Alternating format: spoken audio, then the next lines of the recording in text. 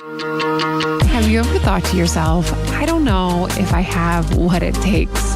Thanks for joining me today on the Parable Podcast. I'm your host, Danielle Zapchenk, and today we're going to have a conversation with a pastor who has been so encouraging to me, and I've had a soft spot in my heart for him as a young 20-something just trying to figure out life. Listen in as Pastor Daryl Merrill shares one of his most challenging seasons. And I didn't even realize what I was going through, and I had so many friends afterwards call me and say, I had no idea what you're going through. Why didn't you reach out? But when you're in that moment, and this is a good thing, don't beat up your friends that don't reach out to you. They don't even know what they're doing sometimes. And you be the one to reach out. Here's my conversation with Dr. Daryl Merrill Jr.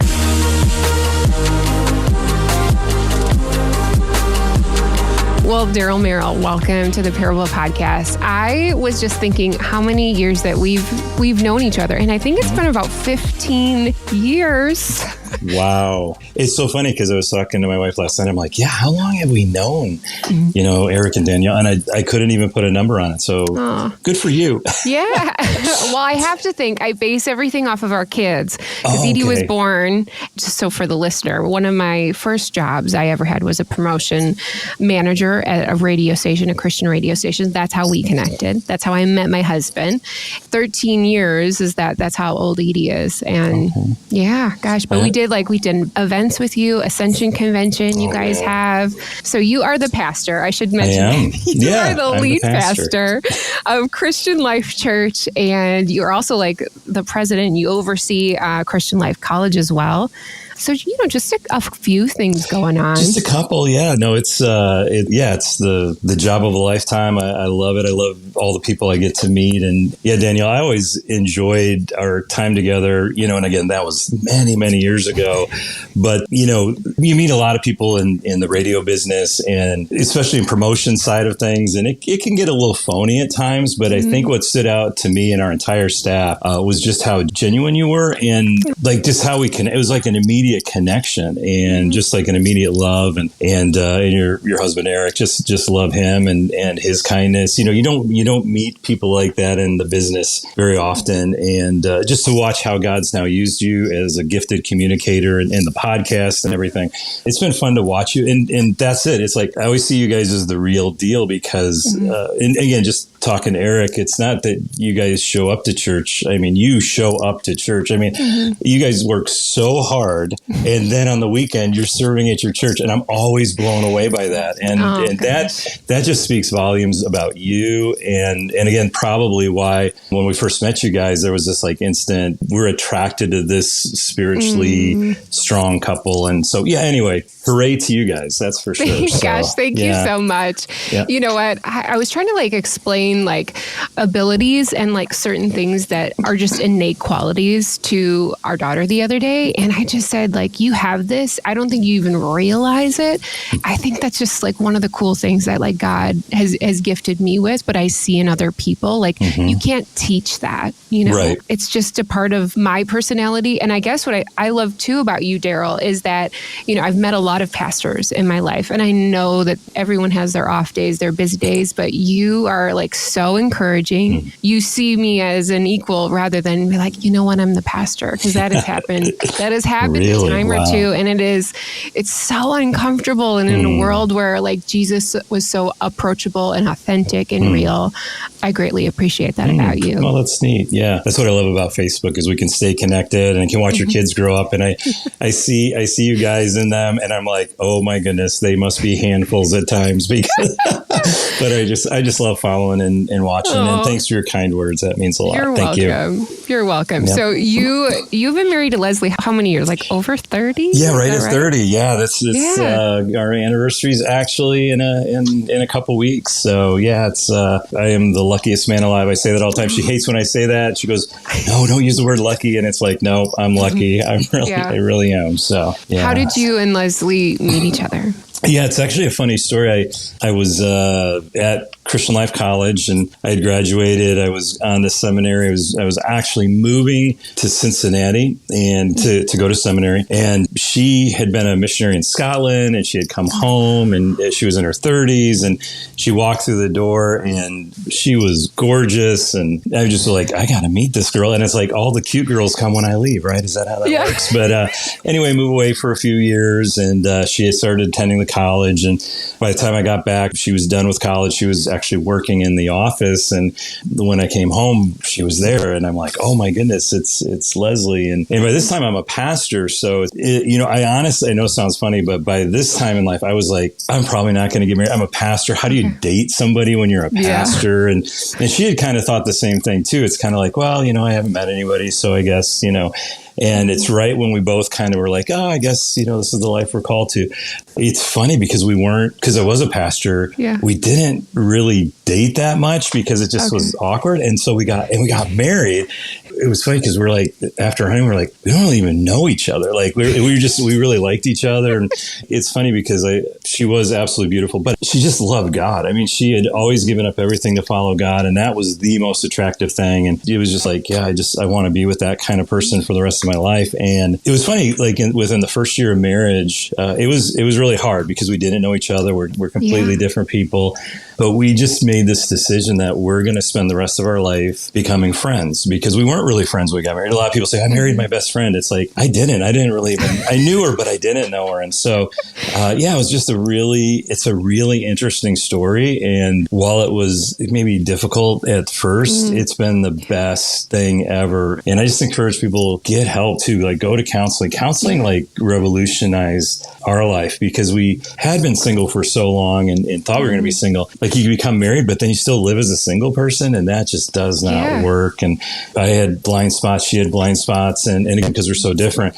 just having someone else in the room help us navigate that, learn about ourselves, because you have blind spots you don't even know, and nobody's there to tell you, So I'm a big proponent of marital counseling and getting help and going, and just don't give up. I mean, that was the other thing. And now it's better than ever. And we're like right there at empty nester age. And it's just like, this is the best thing ever. So really cool. I think it's like those expectations where you said like you're living by yourself for a while. And even with friendships, like there's that unmet expectation. But when you are physically living with somebody day to day, it's that stripping away really of, selfishness and just like different things that we have that we didn't even realize. And I think you're right. It is over the course of our marriage or any relationship, really, like as you continue to build over and over, you do love them in such a more deep and powerful way. Oh, yeah. So, and that's funny too, because I was a firstborn, so I had no trouble with selfishness. And she's the baby of the family. And so she has a different kind of selfishness.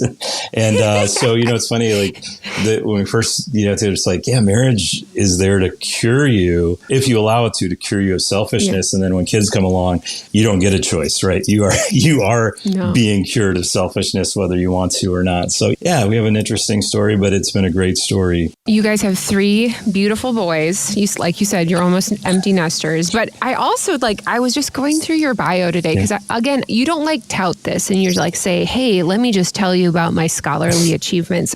Okay, there was Yale, Oxford Divinity, Yale Divinity, Princeton Theological, and in 2012, you won Who Wants to Be a Millionaire? Why don't we play Who Wants to Be a Millionaire? Here we go.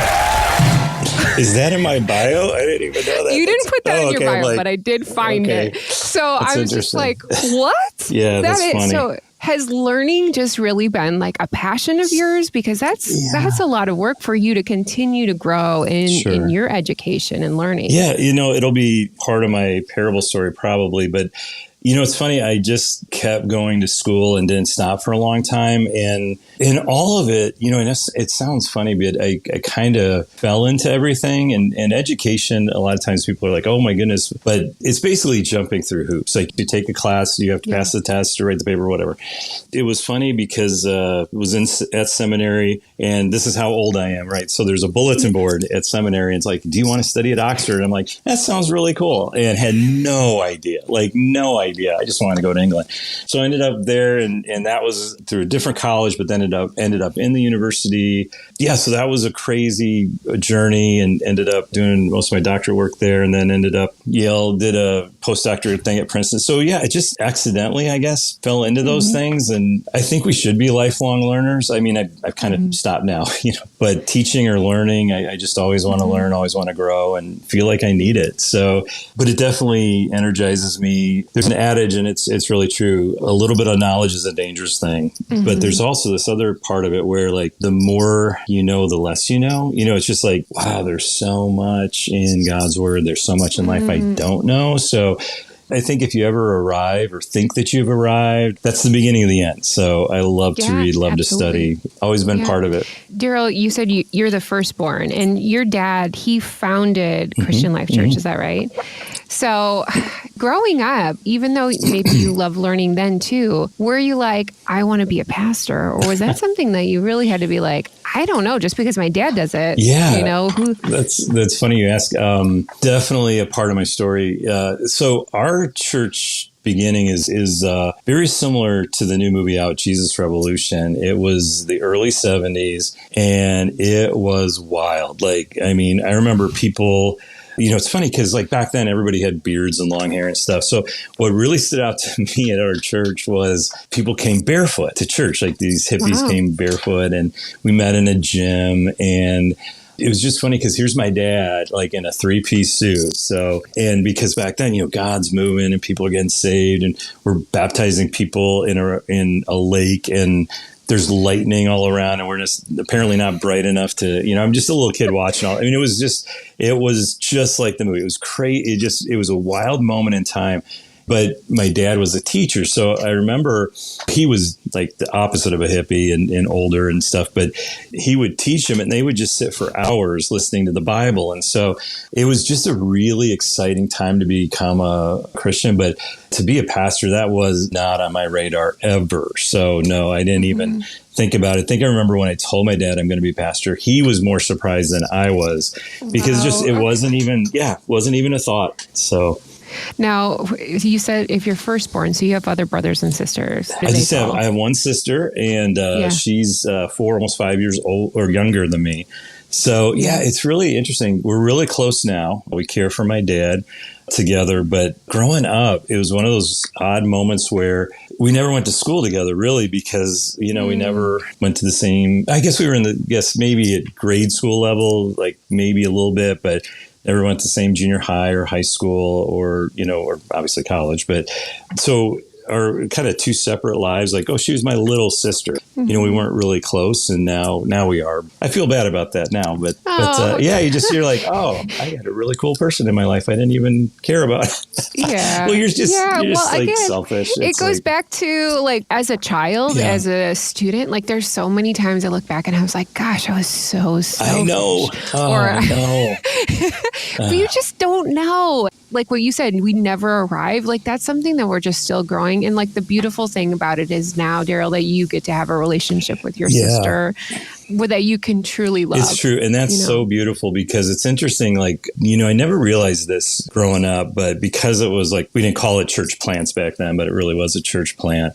My mom worked full time. My dad worked full time. My sister was really little. So, I was alone a lot. We're with friends, but just mostly alone. And so I mentioned we care for my dad. My dad's 90, has Alzheimer's. And so my sister and I have come together, and our families have come together to care for him, because we'd like to do that as best we can. And it's funny because now Jody and I are talking all the time. We're super connected. And I know, because I deal with families all the time that have aging parents and situations, and there's a lot of conflict, and we haven't had any. And we've just said, we're not going to fight about this. And almost like with Leslie and my wife and I, it's like we're becoming friends now. I mean, we've been friends for years now, but just really close. And so it's funny because watching TV with my dad now at night, we'll put on Andy Griffith just before he goes to bed just to watch. And I'm sitting there watching Andy Griffith with my dad, and I'm realizing I never, growing up, I mean, when I say never, I mean never sat down with my dad and watched TV, because he was so busy, and my mom was working nights. And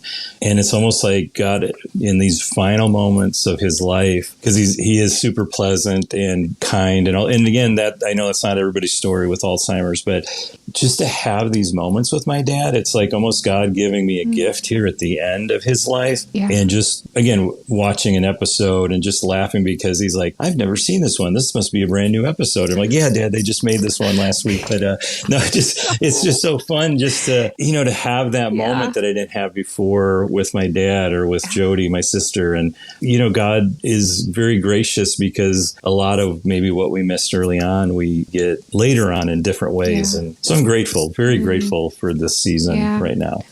That is a hard season. I can't imagine it. I know many people who've walked through that as well. What would you give as just like some encouragement? Because it's hard, but you're right. It is a beautiful time as you know that end of life is coming. Just like to honor that. What encouragement would you speak into somebody who's walking through that? That's a great question, Danielle, because everybody's journey with Alzheimer's, dementia, aging parents is different. And we've had an interesting perspective, Leslie and I, because both of her parents, her dad suffered from dementia, her mom from Alzheimer's. My mom died of Alzheimer's. Her dad died of dementia. Okay. She's actually with her mom today, and I'm with my dad. So it's every story is different. Like sometimes it's mean and harsh and abusive, and other times it's sweet and kind and it's heartbreaking. It doesn't matter if it's good or bad. It's heartbreaking. I remember when my mom would have Alzheimer's, and she would come to church, and she'd sit right behind me. And, right before we go up to preach, you have the greeting time and shaking hands. And my mom would look at me and say, I should know you, right? And I mean, that'd just break my heart before I'd have to go up and speak. Yeah. But yeah, Mom, it's me. It's your son. I love you. And, I think embrace all the emotion. That's the first thing, because there are a lot of things that come up from our childhood in those moments,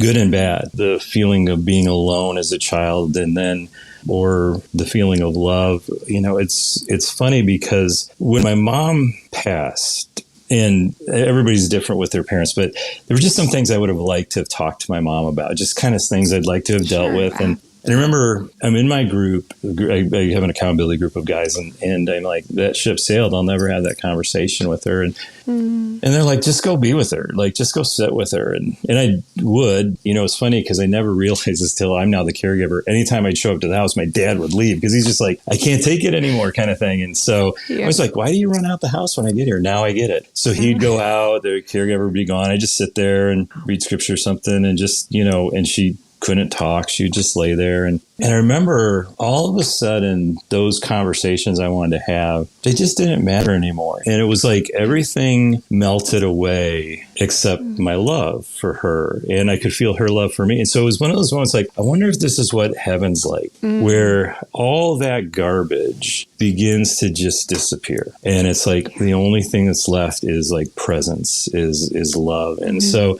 if you can get to that point, that's a great place to get to. But even if you can't, I didn't realize what caregivers went through till recently. And it's just like, you're doing the work of Jesus. Like, you are Jesus in that situation. And Jesus doesn't leave us in that situation without his presence and his help. So lean into him. And I know it's hard because right now it's a good season with my dad, but it wasn't a good season with Leslie's dad. And it was hard, and it was abusive, and it was strange, and but we also knew, like, okay, what would Jesus do, in this situation? And so they can't take care of themselves anymore. They don't even know what they're doing anymore. So again, just, you have to let everything go, but love, and get help too. Like, you're not the only one going through it. Anytime you get isolated, absolutely, there are support groups everywhere. You have friends. There are things in probably the town in which you live that you can ask for help. There's so many good resources. So don't do it alone, but knowing you're doing God's work. That was a long way of saying, just keep going. Don't give up. It's hard. It's hard, man. Thank you for sharing that, Daryl, because it is a vulnerable place, and sometimes you're right. If we don't have people to link arms with, gosh, it feels so alone. It feels like you're the only one. And I think that's why stories matter to me, is because when I hear bits and pieces of other people's stories, you're like, oh, wow, we're not exactly the same, but I felt that same emotion. I totally understand where you're coming from. So I guess with that, I'd love for you to share, like I told you were going to share like multiple parable stories before we even get there. So Daryl, I'd love for you to share one of your parable stories today with us. Yeah, it goes back to what we talked about a little bit when you asked, did you like expect to go into ministry, or did something you always wanted to do? And it really wasn't. And I'm not saying that out of false humility or anything. Like, it wasn't even on the radar. It actually is a part of my education story too. It's like, I didn't think I had what it took to be a pastor, because I watched my dad, who was great at what he did. And I watched so many other great people in my life. You know, you do have bad examples all around too, but I just kind of knew they were bad examples. So I just was really impressed with the people that I knew. And I was like, man, that's not me. I couldn't do that. And I'm not gifted in a lot of ways. I can't build things or fix things, or I don't sing, I don't play instruments, I don't do any of that stuff. And I was just like, I watched all these other people that, including my dad, who were great at all these things. And just a gentleman in my life said, I think you'd be a great pastor. And I'm like, no, you don't know what you're talking about. We really, in our church tradition, we believe in, prophetic words and just words of knowledge and things. Yeah. And so he said, no, I really think you're supposed to be a pastor. And I'm like, nope, you're wrong. And he goes, how about if you would just pray about it? And I did love God. So I don't think that's ever been an issue. Like, I knew I'd always serve in church. I knew I'd always be close to God and follow him, but just not in ministry. And so I did. I took several months to pray. And sure enough, toward the end of that time, I felt God leading me in that direction to be a pastor. I'm like, oh my goodness, I had already made all these other plans and was going to do all these other things. And so I'm like, all right, well, God, I'll try it, but I don't think I'm cut out to do this. And I don't think I'll be very good at it. But if I feel this leading, I'll start walking in that direction. So I started walking in that direction, went to Bible college and got my degree, and still didn't feel ready. And so that's part of my education story. It's like, I don't know that I was called to seminary. It's like, I just didn't think I was ready to start. So I went on to seminary and kept doing that. But it was always this thing like, God, if we're going to do this, I really need you. And so I felt God helping me in school. I felt until being hired full time. I mean, I volunteered at any church I was at, and in seminary and stuff. And so, yeah, I always had this like dependence on God, like, God, I just have to have your help or this isn't going to work. So, a little over 30 years ago, started full-time ministry and then got married, and we talked a little bit about that story, and it's the same thing. It's like, God, I need your help. I don't know what I'm doing here. And so that desperation for God it kept like, okay, God, I really, really need you. Our firstborn was born, Luke, and he was born with a lot of complications, and we didn't know if he'd live or die. And it wasn't that he was a preemie. It was kind of funny because we go to the NICU and, all these preemie babies are there, and Luke's almost 10 pounds when he was born. So it was easy to find my son when I went in. But I'd sit there, and I knew a lot of people were praying, like all our church. And for some reason in my head, I was like, well, I don't think anybody's praying in the middle of the night. So I'll pray all through the night. I'll go to the NICU and go pray through the night. So I'd pray with them, and I'd stay there because I'd say, is he going to be here in the morning? And they're like, well, we don't know if he's going to live or die. And it's like, well, I'm not leaving kind of thing. And so that went on for a few months. And so just that desperate for God. So that was kind of my story. Like, just, God, I can't do this without you. Like, I need you. And everything that, Luke, they said, oh, he'd never amount to much or walk, or he'll be stunted. And so, he's like 6'4", like a linebacker, super strong. And he's actually graduating from Trinity with his counseling degree this year and stuff. And so he's doing great. The other kids came and was a youth pastor and for a long time, and God bless that. And and that's the other thing too. I think growing up is like, I never, again, all alone growing up but good church community, family, good friends, but kind of alone. And so I never wanted to stand out, just kind of hid out on a lot of things and didn't want to be noticed, and definitely wasn't the cool kid or anything like that. And so when I went into youth pastoring, there's a lot of youth groups where it's for the cool kids. And I was like, and even to the church to this day, it's like, man, we're just not going to be the cool church. Like, we're not going to be, and I know that maybe that hurts us in some ways, but I'm going to tell you, God must love ordinary people because he made a lot of them. Yeah. Our youth group exploded because it's just like, this isn't for the cool, it's for everybody. So like everything was going great. It was just like God was so good. Like I loved being a pastor. I loved doing it. But it was the desperation caused me to be like, okay, God, I got to have you or it won't work. Somewhere after the 3 boys were born. And again, it's not like I have this like moment that had happened in my head, but about 20 years ago in my mid 30s, and again, it wasn't like a moment, but it was kind of like this thing in my head where I said, okay, God, I got it. Thanks for all your help. But no, here's what and again, this is through counseling that I understood what I was thinking. It's like, okay, God, now I'll pay you back for all that you've done for me. Okay. Like, God, you got me this far. And it wasn't like, okay, I'll handle it now. It's like, no, God, I'll pay you back because you've been so good to me.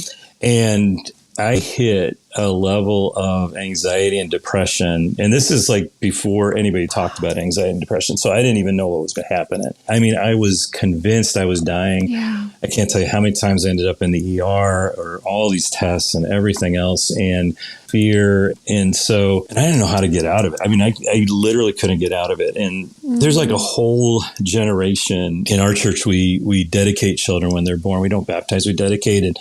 And there's a whole decade of kids that are now adults in our church or young adults in our church that I didn't dedicate because I was afraid I would drop the child. Like I was convinced I can't hold this child or I'll drop it. I mean, it was it was a weird thing. I did preach here. I just don't know how I got through it. I really don't. I dreaded life. I dreaded every day. And so I remember sitting in I think it was a heart specialist or something. My resting heart rate was 120 beats a minute. And that's without doing anything. So it was just crazy. And so I remember this doctor, because all I was doing was sitting in the waiting room reading my Bible, and I'd go in and I'd see him and he goes, Daryl, there's nothing wrong with you, but if you don't get a handle on this, he goes, you are literally going to give yourself a heart attack because your body's not meant to do this. Like you are going to do this to yourself. And I'm holding my Bible while he says it. And he goes, and I don't even think he was a Christian. He goes, do you believe what you're reading? And it was just like a breakthrough for me. And I needed to hear that for some reason. Like there's nothing wrong with you. Like you're okay. So once that was established physically, there's nothing wrong with me. I was like, okay, there's something wrong with me. I'm not thinking clearly. I'm not processing these things right. And so obviously had been to marriage counseling and had an accountability group. So I understood the benefits of counseling. So I just dove in for myself. And I realized that my panic, my depression, anxiety, all of that was based on fear. It was based on so many fears. I mean, I don't need to get into all of them here, but just that whole part of growing up alone and not wanting to be seen was actually fear. It wasn't a good thing or a bad thing. It was just fear. It was just like, I don't want anybody to figure me out. It's funny you mentioned Who Wants to Be a Millionaire. You know, my number one fear on that show was to go out on the first question. Like for some reason, it just got into my head, like, don't go out on the first question.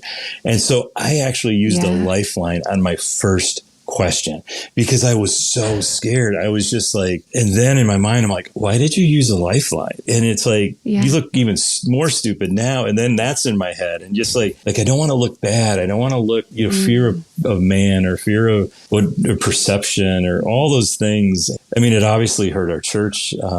And it hurt, my family. And the funny thing is like my church and family were the most encouraging people in my life. They were the best to have around at that time, but I didn't see it. And I didn't even realize what I was going through. And I had so many friends afterwards, like call me and say, I had no idea what you're going through. Why didn't you reach out? But when you're in that moment, and this is a good thing, don't beat up your friends that don't reach out to you. They don't even know what they're doing sometimes.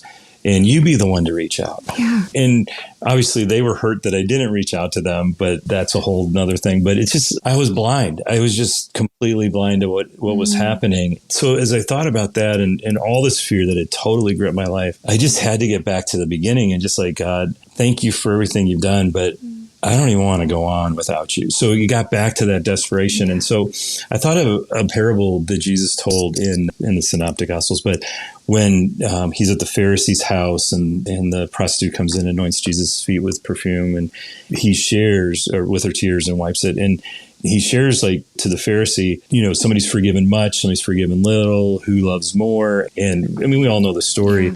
And obviously it's the one who's forgiven much, right? That's the one who loves more. And like I said, I grew up in church. I love God. Even if I wasn't a pastor, I'd still go to church and serve and be a part. So I probably more on the Pharisee end than the prostitute end. But when I teach the life of Christ and I teach that story, I kind of ask a trick question. I say, okay, on that night in that home, who needed Jesus more? Was it the Pharisee or the sinful woman? Like, who needed Jesus the most that night? And the debate always goes, well, she did because of her sin, or he actually did because he didn't even recognize Jesus when he came in. And it's actually a trick question because they both needed him, right? They both needed Jesus. Yeah. Absolutely. It's just that one of them recognized their need. And it was like when I recognized, look, I'm never paying God back for any of this. And I could spend 1,000 lifetimes and I couldn't pay him back. It's grace. That's the beautiful thing about grace. And it's like, okay, God, I need you. And that's just kind of been my thing ever since, is like, I hesitate to tell the story sometimes because I know people do wrestle with anxiety and depression as I did. But for me, it was just like, God, I need you. And again, good counseling, there's great medication, there's all those things that really do help. But the desperation for God, like, God, I can't be a husband without you. I can't be a good father without you fathering me. I can't be a good shepherd or pastor without you shepherding me. It's that complete desperation, hunger, like, God, without you, I'm nothing. I need you today because I have no clue what I'm doing. And that's what's funny because you're like, well, look at the education, look at this. It's like, I don't know what I'm doing. And it's funny. I still get asked to speak at a youth conference, which is hilarious because I look like old as Santa Claus. But so I'll speak. And I one of my first opening lines to students is like, listen, your parents don't have a clue what they're doing. Like, you may think they know what they're doing and they may act like they know what they're doing. But listen, I'm a parent. My kids are out of the house. I still don't know what I'm doing. So if we could go in with attitudes like, God, I don't know what I'm doing. You have blessed me and I'm grateful for that. Yeah. But every good thing I have comes from you. And so I don't want to stop leaning into you. I don't want to stop getting help from you. So wow. Daryl, see, like, that's just so good to like know everyone like walks this road and we're all going to have challenges. Like, we could say like, wow, you said you've been scholarly, you were a pastor's kid. And so obviously you have your stuff together, That's funny. Yeah. But I mean, that's just like the easiness of life of just being like, oh, you think you know what somebody's story is. And it's definitely not the case. There's a lot of stuff that goes on in our minds that no one knows of. And you know what? Also going back to Who Wants to Be a Millionaire, I really think it's great, you know what, that you had to ask for the lifeline because that's what life is, We can't do this life alone. And God says, you know what, I am going to give you this lifeline. Like, you don't have to do this by yourself. I struggle with the same thing of like, I fear failure. I do not want to like not do well. And so that's such a challenge of you're living in that state. And I do want to honor God, but sometimes that becomes almost like forefront rather than God himself. It's just like, well, I got to do this. I got to do that. It's just so interesting. Yeah. That fear of failure. It's like one of my assignments in counseling was you have to fail at something. And for Enneagram 3, that's like really fun, right? So it's like, it's funny. They made me go to church and call people by the wrong name or different things like that. I'm like, that's like killing me as a pastor kind of stuff. But it was so freeing. Like, like just, I'm frail. I'm human. Like, I know I'm human. I know I'm frail, but I don't want to show anybody else that I'm frail. And it's funny because I actually wrote a book for my boys about my experience on Who Wants to Be a Millionaire. And in it, I talk about lifelines. And I said, the beauty of life is that there's unlimited lifelines. Like in the show, you get 3, but in life, God's grace is never ending. And the people he sends around you, people love you a lot more than you think. They have more grace for you than you have for yourself. And just like, there's no end to the gifts that God gives us. So tap in that lifeline. Even if it's on the first question, tap into it, go for it every day. So going back to that period when you were in your 30s and you said you were gripping the pulpit as you were preaching on Sunday, did everyone know that you were struggling through this, or was that like over time you eventually told them? Because I would love to know, like, what was that season like for your church? And then what happened after? Not to say that we've ever like overcome anxiety and depression, but once you had that breakthrough. I want to give people hope because there is a way out. I think of it this way. I mean, I don't know who's into Marvel movies and not. I'm not really into that. I mean, my boys are, so I see them. But I remember there was a line that the Hulk uses one time. I forget which movie it was, but he uses the line, "Oh, don't get him angry." And he goes, I've learned how to use my anger. I'm angry all the time, and I've learned how to use that. And I thought that was interesting because, you know, here's the Hulk, he's angry all the time. I am anxious all the time, but I know how to use it. Like, it's not debilitating anymore. And then just like learning, I'm not afraid. I'm actually excited. You know, and again, counseling helps you determine. It's like getting on a roller coaster. It's like there's fear, but there's actually excitement. And if you tap into the excitement more than the fear, it's going to be a blast. And so just little tricks like that. So my closest people in my life, obviously Leslie was a saint during that time for me and was really, really strong for me. I know it was very hard on her, but she was very strong for me. My closest friends, obviously, some staff and everybody. But that's what's funny is a lot of people were like, I never knew you were going through that. And I can go back and listen to some of those sermons. I mean, I don't, but if I did, I could hear in my voice the trembling. And again, to be honest with you, I'm not sure how I got through it. I dreaded every moment of life. And so I really don't know how I got through that time other than grace. And I was depending on him even when I didn't realize I was depending on him. But so it probably hurt our church. Our church really shrank during that time. And I don't know that anybody could have put a reason why. I mean, I don't think we've ever had somebody leave the church angry or upset, like, I'm out of here. The Bible says, you know, scatter the shepherd, you scatter the sheep. So they probably knew something was going on, but they didn't know what was going on. And the reality is I didn't even know what was going on. So it's not like I was being dishonest. I was weak. You know, I was really weak during that time. And the depression part of it too, that's the hard part. As somebody who's a 3 and fairly outgoing, I mean, I'm an extrovert. I love people. I never thought of myself as depressed. And then when it was diagnosed, it's like, wow, I am. That was even harder than the anxiety for me. It was like, I never thought of myself as a depressed person. I just figured I'd never be that. And then it's like, oh, wow. Yeah. And I think just embrace your weakness, because I think that's something that we get to do in Christianity is to embrace our weakness. Henry Nouwen talks about it, that we bring our brokenness under the blessing of God. And so he blesses my brokenness, where he also says that in the world, you can't do that, because if you just accept and share your brokenness, like, it'll destroy you. Like, there's no hope. But in our faith in Christ, we can bring like when he broke the bread, he blessed it, right? And so he can bless our brokenness. And so we give it to him, and then all of a sudden he takes it and multiplies it to the people around us. And so, to be honest with you, what's interesting is I never thought I'd have a ministry to people that are going through anxiety and depression, but I can't tell you how many people in our church and pastors and friends that I've been able to talk to. And this is the other hard part, that sometimes when you've gone through that and they ask you to write something about it or teach something about it or talk something, all those feelings start coming back, and it's almost like you're reliving it. So it's really hard, but that weakness helps you minister to other people. You know, God blesses the weakness. So I think what you said when you first started your parables, like, I didn't think I had what it takes to be a pastor. And I think so many of us, you could switch out pastor with anything.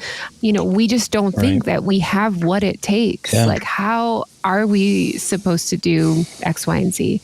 And I think that is the challenge for many of us, that gets stuck in our head. But how gracious was God that you felt that, that gentleman, he saw that in you, that you still kept going, and he used that brokenness to continue to flourish and pour into other people's lives. I think that's amazing. I mean, and just for one person to just have a realization, and you don't even probably know the magnitude of how many people that it has helped. You know, in your bio too, you wrote your heart is to see people continually growing deeper in their relationships with God. And I just love for you right now, how have you been growing deeper in your relationship with God? I mean, you've been over pastoring 30, for how many years? Yeah. So yeah. 30 years. Okay.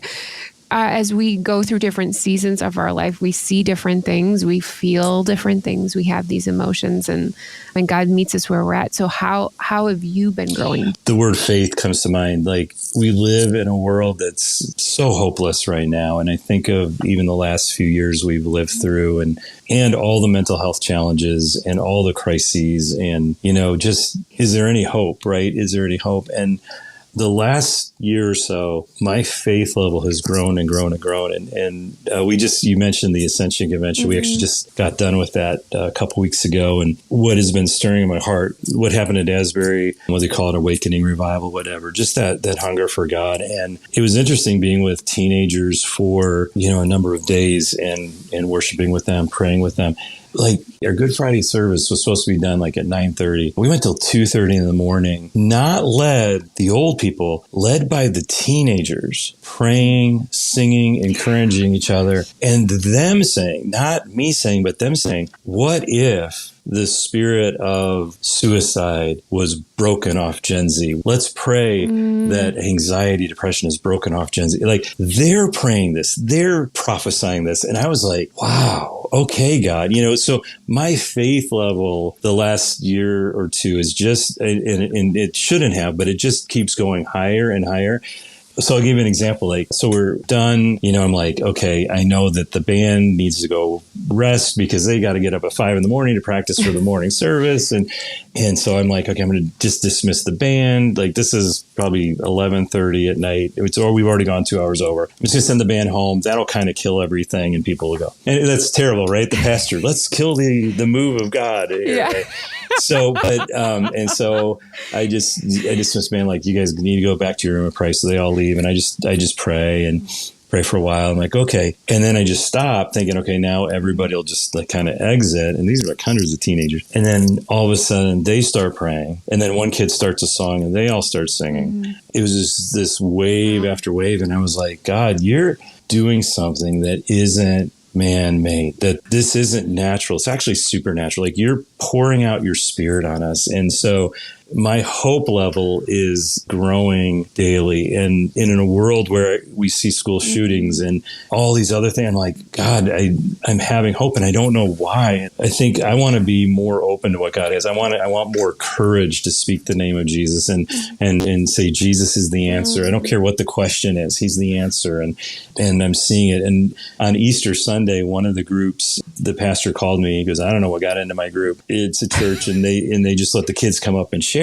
So they shared what happened. So the pastor didn't even preach that day because the students said, hey, does anybody need prayer? Come on up. And they prayed over people one at a time. And it's these junior high, and senior high kids praying and prophesying. And I'm just like, hey, God, you're doing something. I don't know what it is, but man, I'm all in. I want it all. I don't want a part of this, and I don't want to stop it. And man, if I'm old and need to be pushed aside, push me aside, because man, these kids this Gen Z is on fire, and I want to see it happen. So that's where I'm at right now. I'm feeling it, and I think Asbury was just the beginning.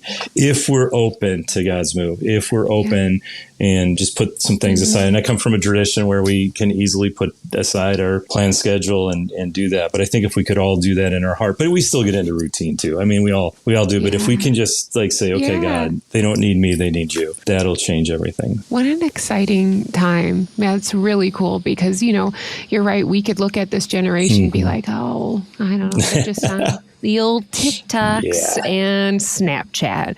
But truly, God is moving. He always has been. And we just need our eyes open because he's there. And it's really, truly exciting. And you're right. Just have that continued hope. He's going to continue to build that within us and future generations. So, Daryl, thank you so much. Thank you.